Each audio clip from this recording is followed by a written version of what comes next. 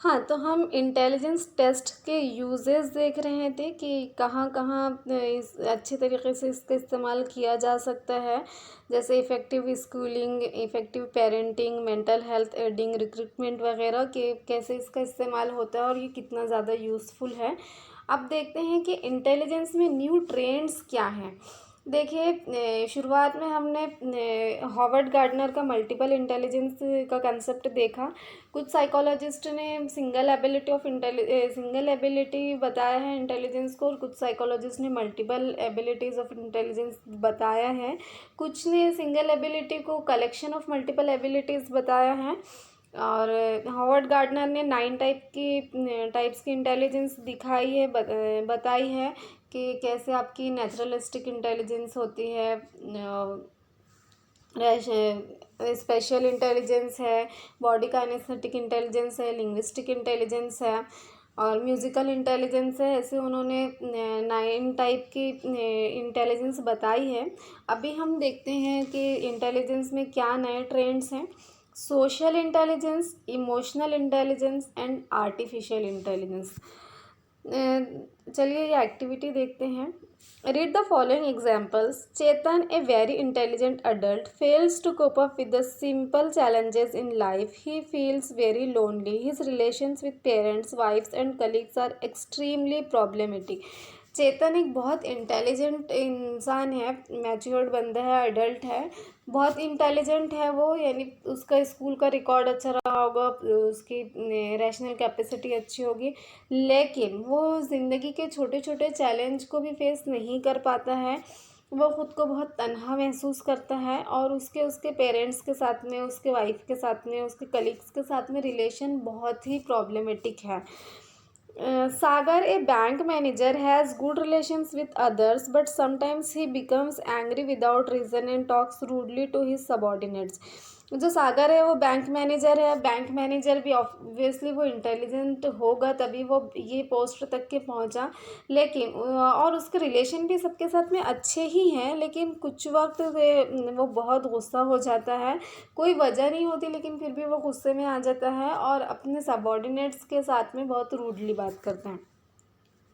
Anil, a young entrepreneur, got very lost mark in his degree examination. Anil एक young entrepreneur है, लेकिन उसने exam में मार्क्स बहुत कम लिए हैं।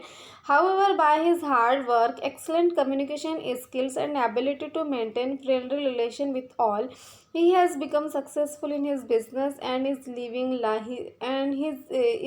his life very happily.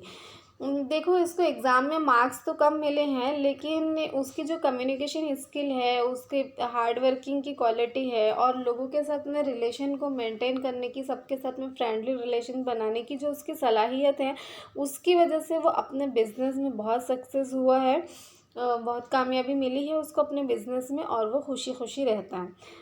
तो क्या समझा हमने इन तीनों चीज़ों से? एक बैंक मैनेजर है जो कि वैसे तो अच्छा है, लेकिन कभी कभी वो बहुत गुस्से में आ जाता है बिना कोई बात के, और छोटी छोटी बातों पर या बिना किसी रीज़न के अपने सबॉर्डिनेट्स से रूडली बात करता है।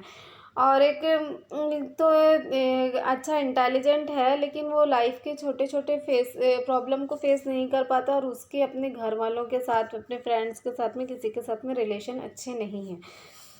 By reading the examples given in the above box, you must have started thinking about the nature of social intelligence. इन सारी चीज़ों से हमको एक ख्याल आता है, एक इंसाइट आती है कि there is something social intelligence. Many a times we see people who are less qualified or who did not do well in school are quite successful, happy and popular in their lives. बहुत बार हम देखते हैं कि बहुत सारे लोग less qualified है, ज़्यादा उन्होंने पढ़ा नहीं है और ना वो स्कूल में बहुत अच्छा परफॉर्म कर पाए हैं कभी, लेकिन वो काफ़ी खुश और काफ़ी मशहूर ज़िंदगी गुजार रहे हैं, अपनी ज़िंदगी में बहुत मुतमईन हैं। Thus, it is not merely the cognitive abilities but some other factors that determine the success, and social intelligence is one of those factors. तो इन चीज़ों से हम क्या समझ सकते हैं? ऐसे बहुत सारे लोग हैं, जैसे सचिन तेंदुलकर ही है, उसकी स्कूल एजुकेशन बहुत ज़्यादा नहीं है, ऐसे बहुत सारे लोग हैं जिनकी स्कूल एजुकेशन, बहुत सारे पॉलिटिकल लीडर्स हैं जिन्होंने स्कूल में उतनी पढ़ाई नहीं की या फिर स्कूल में उनके उतने अच्छे ग्रेड नहीं रहे हैं, लेकिन वो काफ़ी खुश हैं और एक बहुत पॉपुलर लाइफ गुजार रहे हैं। तो उससे हमको समझ में आता है कि एक अच्छी मुतमईन ज़िंदगी गुजारने के लिए, एक खुशहाल ज़िंदगी गुजारने के लिए सिर्फ आपकी कॉग्निटिव एबिलिटी, आपकी समझने सोचने की सलाहियत, आपकी स्कूल में परफॉर्म करने की सलाहियत ही काफ़ी नहीं होती, बल्कि और भी बहुत सारी चीज़ें होती हैं जो आपकी कामयाबी को तय करती हैं। उसमें सोशल इंटेलिजेंस भी एक अहम फैक्टर है। E.L. Thorndike, a psychologist from Columbia University, proposed the term social intelligence for the first time in 1920। देखिए, एक एक चीज़ याद रखिए, किसने कौन सा कंसेप्ट दिया था, मेंटल एज का कंसेप्ट किसने दिया, आईक्यू का कंसेप्ट किसने दिया, अभी सोशल इंटेलिजेंस का कंसेप्ट किसने दिया, थॉर्नडाइक ने। कोलंबिया यूनिवर्सिटी में वो जब वर्किंग थे और उन्होंने 1920 में सबसे पहले सोशल इंटेलिजेंस का कंसेप्ट दिया। Howard Gardner included interpersonal intelligence in his multiple intelligence theory। हमने गार्डनर की मल्टीपल इंटेलिजेंस थ्योरी पढ़ी है कि उन्होंने बताया कि इंसान की 9 एबिलिटीज़ होती है और वो सब एक दूसरे को कनेक्टेड करती है, इंटरपर्सनल होती है। मल्टीपल इंटेलिजेंस में उसका रोल होता है। According to Carl Albert, social intelligence is the ability to get along well with others and to get them to cooperate with oneself। तो कार्ल अल्बर्ट क्या बताते हैं कि सोशल इंटेलिजेंस एक वो सलाहियत है कि जिसकी वजह से आप दूसरे लोगों के साथ अच्छे से रह सकते हो और वो आप उनको अपनी तरफ अट्रैक्ट कर सकते हो, वो आपके साथ देखो, किसी इंसान में जो बोलते हैं ना, उसमें कला है दूसरों से काम लेने की, दैट इज़ सोशल इंटेलिजेंस। आप हर किसी से काम नहीं ले सकता, कि कुछ ही लोगों में ये ख़ासियत होती है कि वो बात इस तरह से करते हैं, वो कुछ इस तरह से रिप्रेजेंट करते हैं ख़ुद को कि सामने वाला उनका काम खुशी खुशी कर देता है, या फिर कुछ लोग ना चाहते हुए भी कर देते हैं, लेकिन लोग उनके साथ में कोऑपरेट करते हैं और वो ख़ुद भी अपने आप को बहुत अच्छे से जानते हैं और वो लोगों के साथ में उनका रिलेशन बहुत अच्छे से होता है। लोगों का रिलेशन भी उनके साथ बहुत अच्छे से होता है, लोग भी उनको पसंद करते हैं और वो भी लोगों को पसंद करते हैं। तो that is the ability of social intelligence. According to Carl Albert, our behavior towards others falls somewhere on a spectrum between toxic behavior and nourishing behavior। तो कार्ल अल्बर्ट ये कहती हैं कि हमारा जो बिहेवियर होता है वो इस स्पेक्ट्रम के बीच में होता है, टॉक्सिक बिहेवियर और नरिशिंग बिहेवियर। टॉक्सिक बिहेवियर जो जहर फैलाता है, जिससे सिर्फ नफ़रत फैलती है, जिससे दूरी बनती है, और एक नरिशिंग बिहेवियर होता है जो रिलेशन को हेल्दी बनाता है, जो रिलेशन को स्ट्रॉन्ग बनाता है, ग्रो करता है रिलेशन को। Devaluing others, refusing cooperation to others, negative talking, discouraging others, etc. are some of the examples of toxic behaviors। तो टॉक्सिक बिहेवियर क्या है? दूसरे को डीवैल्यू करना, दूसरे की कीमत को गिराना, दूसरे को हल्का समझना, हकीर समझना, रिफ्यूजिंग ऑपरेशंस टू अदर्स, दूसरों की मदद करने से इनकार करना, कोऑपरेट करने से इनकार करना, निगेटिव टॉकिंग, हमेशा मनफी ही बातें करना। देखिए, इस बात का ध्यान रखिए कि आप जो रोज़मर्रा की बातें करते हैं, जो रोज़मर्रा के सेंटेंस इस्तेमाल करते हैं, उसमें से नहीं का लफ्ज़ निकाल दीजिए। नहीं, अगर कोई सेंटेंस में नहीं भी है तो आप उसको पॉजिटिव वे में बोल सकते हैं। किसी भी निगेटिव चीज़ को पॉजिटिव साइड देखने की आदत डालिए और सेंटेंस को एक नेगेटिव अफर्मेटिव की प्रैक्टिस तो हमने बहुत की है, तो आप उसको रियल लाइफ में वो प्रैक्टिस को लेकर आइए कि अपने सेंटेंसेस में से नहीं का लफ्ज़ हटा दीजिए और हर चीज़ को हाँ में बताइए। डिस्करेजिंग अदर्स, दूसरों को डिस्करेज करना। आप दूसरों को डिस्करेज करते हैं तो अल्टीमेटली आप खुद भी मोटिवेट नहीं होते। तो ये सारी चीज़ें टॉक्सिक बिहेवियर होती हैं जो नफ़रत फैलाती है, जहर फैलाती हैं। A continued pattern of toxic behavior indicates a low level of social intelligence, respecting others, cooperating जो कंटिन्यू पैटर्न होता है किसी का टॉक्सिक बिहेवियर का, जो हमेशा इसी तरीके की बातें करता है, निगेटिव टॉक करता है, दूसरे की वैल्यू को गिराता है, दूसरों को डिस्करेज करता है, तो ये बताता है कि एक्चुअली उसका सोशल इंटेलिजेंस बहुत लो लेवल का है। वो भले से कॉग्निटिव एबिलिटीज़ उसकी कितनी भी होगी, उसका आईक्यू कितना भी हाई होगा, लेकिन उसकी सोशल इंटेलिजेंस बहुत लो है। जबकि respecting others, cooperating with others, positive talking, encouraging others etcetera are some of the examples of nourishing behaviour.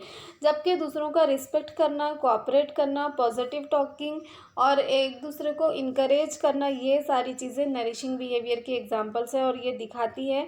अगर एक कंटिन्यू ऐसा ही पैटर्न, देखो कंटिन्यू इम्पॉर्टेंट है। आप एक बार किसी से गुस्से में बात कर रहे हो या एक बार आप किसी से निगेटिव बात कर रहे हैं तो इसका ये मतलब नहीं है कि आपकी इमोशनल इंटेलिजेंस बहुत लेस है। अगर ये परसिस्टेंटली आपका बिहेवियर चला आ रहा है, आप हमेशा ऐसे ही करते हो, तो तब ये कंक्लूड किया जाता है कि आपकी इमोशनल इंटेलिजेंस बहुत कम है।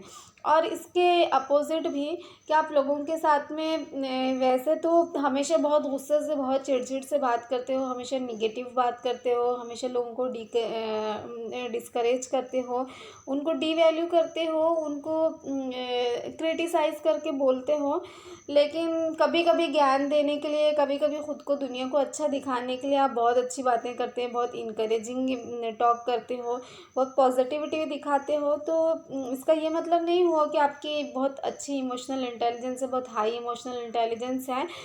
पैटर्न कंटिन्यू आना चाहिए, ये बहुत इम्पॉर्टेंट है। इसमें बी रिमेंबर कि एक दूसरों की रिस्पेक्ट करना, दूसरों के साथ में कोऑपरेट करना, पॉजिटिव टॉकिंग होना चाहिए, दूसरों को इनकरेज करना, ये इन सारी चीज़ों का पैटर्न आपका कंटिन्यू बना रहना चाहिए।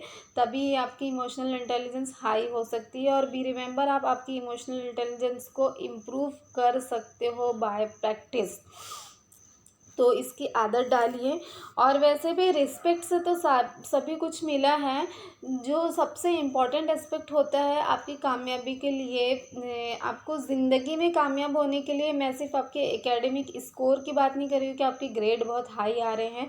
ज़िंदगी में कामयाब होने के लिए सबसे important factor respect to others है। लोगों की रिस्पेक्ट करना सीखिए, अपने पेरेंट्स की, अपने टीचर्स की, अपने फ्रेंड्स की, अपने छोटों की भी रिस्पेक्ट करना सीखिए, तो आप ज़िंदगी में बहुत कुछ हासिल कर सकते हो। और ये मोहब्बत से भी ज़्यादा इम्पॉर्टेंट है, यानी उससे भी ज़्यादा उसका, अगर आप किसी को प्यार देते हो उससे भी ज़्यादा इस बात का इफ़ेक्ट पड़ता है कि आप किसी को इज़्ज़त देते हो।